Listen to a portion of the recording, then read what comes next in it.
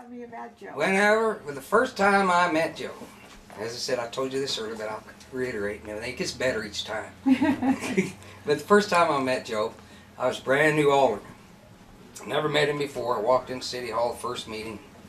Had long hair, beard, that I had in a ponytail, but I had it tucked in my shirt. But you know, they all knew that I had long hair.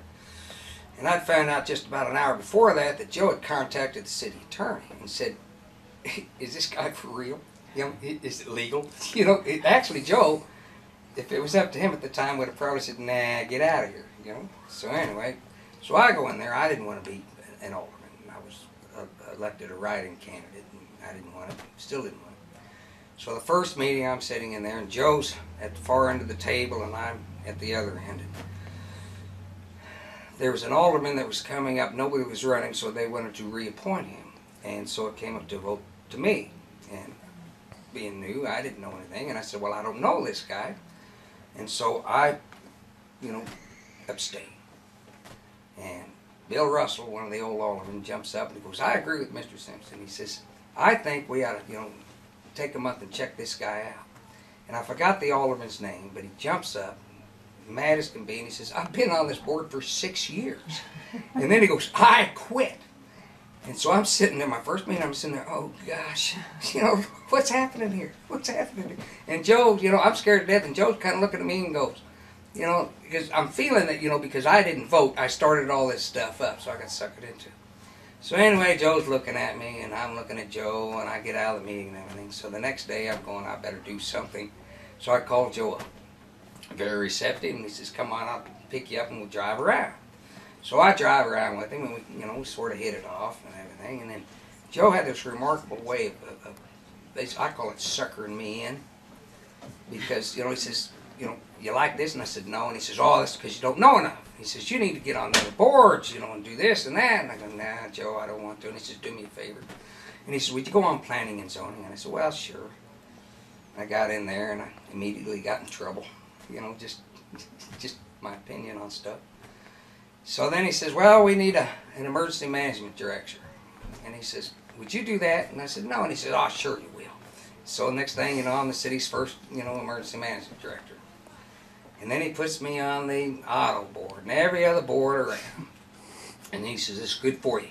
Gives you a good education. Rounds you up, Hoss." Called me Hoss a lot. And so anyway, we kind of grew this friendship. And so I'd come over and start talking to him about stuff. And we'd have these magnificent arguments. Just, we would debate. They weren't necessarily always debates. Discussions. And he would get riled up. I would get riled up. I have a type A personality and Joe doesn't. Okay? But you get, you know, roughed up enough, guy with a type A personality kind of brings out your personality too. So Joe and I would just go kind of neck and neck at each other, but we always had fun with it. And then as soon as we got finished talking about the subject, we'd talk about something else. It was what the rare opportunity of two people being able to literally, you know, debate and not be mad at each other. So through the years, he's kind of taken me under, you know, his wing. And there was 3 people in my life that were mentors. And I'm putting Joe down as the 4th, and that's very important to me because there's only, you know, 4 people. And when I say by mentor, somebody that I learned from. He polished me up, and I still need a lot more polishing, but he polished me up, you know, and he calmed me down, and we'd go into a meeting, he'd stop me before, and he said, "Now, be calm, be calm. You come across a lot better when you're calm." And then when I'd go calm, and he'd pat me on the back and all this stuff. But Joe was so good for the city, and I learned this. He ran the council the way it should be ran. He let the city run itself, basically. He was just a gentle hand. He was always in there. You could find him night or day. There's many times I go up in the evening, Joe be in there doing his books, and we just, you know, just start talking and all this stuff. But as far as Joe Cosby and I'm concerned, you know, he was one of the finest men that I've ever known. So he was a good man, and I was honored to know him, and I'll always remember him, and he's taught me a lot, and I use it the rest of my life.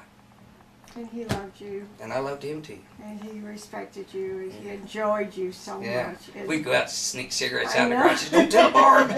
Don't tell Barb." Smoke was coming. I got one more story, and it's kind of a crude one. It's kind of a crude one. This way Joe's sense of humor. I'm out there smoking cigarettes in the winter, and I'm looking for an ashtray. So I see this cup or it's in the summer sometime. And anyway, I see this can, this with the label off of it, and there's some liquid in it. This is kind of crude, but I pick it up because I, was going to drop my ashes in it, and I wanted to make sure it wasn't gasoline. And start sniffing jokes. I wouldn't do that. And I said, "What's that?" And he says, "Well, that's urine."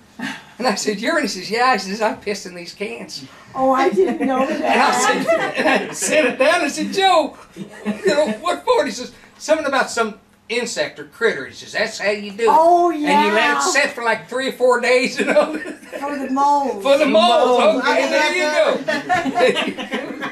But I came this close to just, and Joe was just that close to letting me do it. But he was, nah, I wouldn't do it. But we always had, he always had a good sense of humor. We always had fun. And no matter how, we conversed, we were always best friends. And I love